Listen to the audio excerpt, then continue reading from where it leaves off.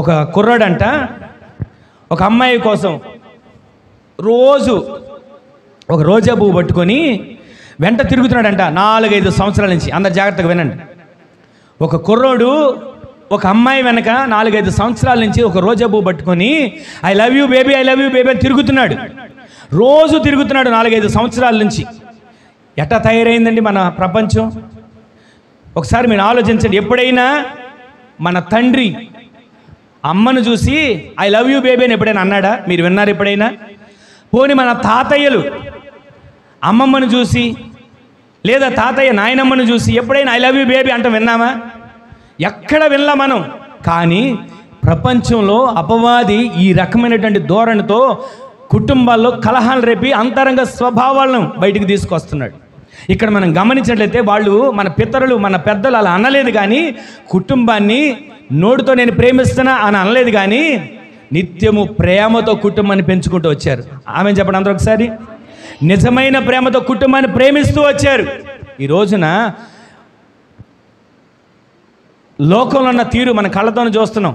ఒక రోజా పువ్వు పట్టుకొని లేదా ఒక చాక్లెట్ పట్టుకొని లేదా ఒక బెలూన్ పట్టుకొని వెంట తిరుగుతారు. ఐ లవ్ యూ బేబీ అని తిరిగి ఇక వాళ్ళు ఐ లవ్ యూ అని చెప్పిన తర్వాత ఇక అటు నుంచి కూడా రిప్లై వచ్చిన తర్వాత ఇక ఎక్కడ కూర్చున్నా లవ్ యూ అంటారు, నిలబడినా లవ్ యూ బేబీ అంటాడు, ఫోన్ చేసినా లవ్ యూ అంటాడు. ఎలాగైనా సరే ఈ అంతరంగ స్వభావం ఎప్పుడు ఇదే ధ్యాస, ఇదే ఆలోచనతో ఉంటున్నారు. కానీ ఒకవేళ వాళ్ళ ప్రేమ పెదాల మీద ఉంటుంది తప్ప హృదయాంతరంలోంచి వచ్చేది కాదు. వాళ్ళ ప్రేమ పెదాలతో పలికేదే తప్ప మనసులోంచి వచ్చేది కాదు. అయితే ఇలా 4-5 సంవత్సరాలు ఒక వ్యక్తి తిరిగాడండి. 4-5 సంవత్సరాలు ఒక వ్యక్తి తిరిగాడు. 4-5 సంవత్సరాలు తిరిగిన తర్వాత అమ్మాయి అందంట ఐ హేట్ యూ అందంట. ఇక అంతే. ఆ మాట అనడంతోనే ఇంతకాలం సిన్సియర్గా ప్రేమించాను అన్నాడే, 4-5 సంవత్సరాల పాటు ఆ వెంట తిరిగాడే, పిచ్చోళ్ళ తిరిగాడే. ఎప్పుడైతే నో చెప్పిందో, ఎప్పుడైతే నా హేట్ యూ అని అందో, వెంటనే ఇతని స్వభావం బయటకు వచ్చింది. ఇతని అంతరంగ స్వభావం బయటకు వచ్చింది. పైకి కనబడినప్పుడు ఐ లవ్ యూ అని అన్నాడు, పైకి కనబడినప్పుడు నేను ప్రేమిస్తున్నా అని అన్నాడు. ఎప్పుడైతే నో చెప్పిందో అప్పుడు అంతరంగ స్వభావం బయటకు వచ్చి యాసిడ్ తెచ్చిపోద్దామా, కత్తి తీసుకుని వెళ్ళి పీక కోసేద్దామా, ఈ అంతరంగ స్వభావం బయటకు వచ్చి ఆ అమ్మాయిని పీక కోసి చంపేశాడు. టీచర్గా చేస్తుంది ఆమె.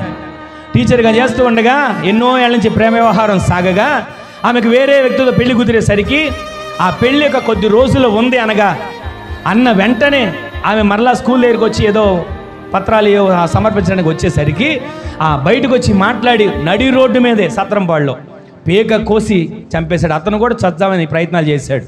ఈ రోజున ఈ మాటలు వింటున్న మన జీవితంలో అంతరంగ స్వభావం ఎలా ఉంది? పైకి ప్రేమించే తత్వం కనబడుతుంది, కానీ లోపల చంపే క్రూరత్వం ఎక్కడి నుంచి వచ్చింది? వాళ్ళు అంటున్నారంట తల్లిదండ్రులు, అయ్యా మా ఓడిని మంచిగానే పెంచామయ్యా, మా ఓడిని బుద్ధిగానే పెంచాం, మరి ఏ దెయ్యం పట్టిందో ఏం పట్టిందో ఒక అమ్మాయిని చంపడం ఏంటయ్యా, ఒక అమ్మాయిని పీక కోసి గొంతు కోసి చంపడం ఏంటయ్యా, ఇలాంటి బుద్ధులు మా వాడికి లేవయ్యా, ఏమొచ్చిందో ఏం జరిగిందో తెలియదు అని వాళ్ళు బోరుని ఏడుస్తున్నారంట. కయ్యను పైకి మంచిగానే ఉన్నాడు, దేవునికి అర్పణ తెచ్చిన వాడిగానే ఉన్నాడు, తమ్ముడిని చంపే అంతరంగ స్వభావం ఎక్కడి నుంచి వచ్చింది? ఈమెతో 4-5 సంవత్సరాలు నేను ప్రేమిస్తున్నా అన్న వ్యక్తే నేను ప్రేమించట్లేదు అనేసరికి చంపాలని ఆలోచన ఎక్కడి నుంచి వచ్చింది? అంతరంగ స్వభావం ఎలా వచ్చింది?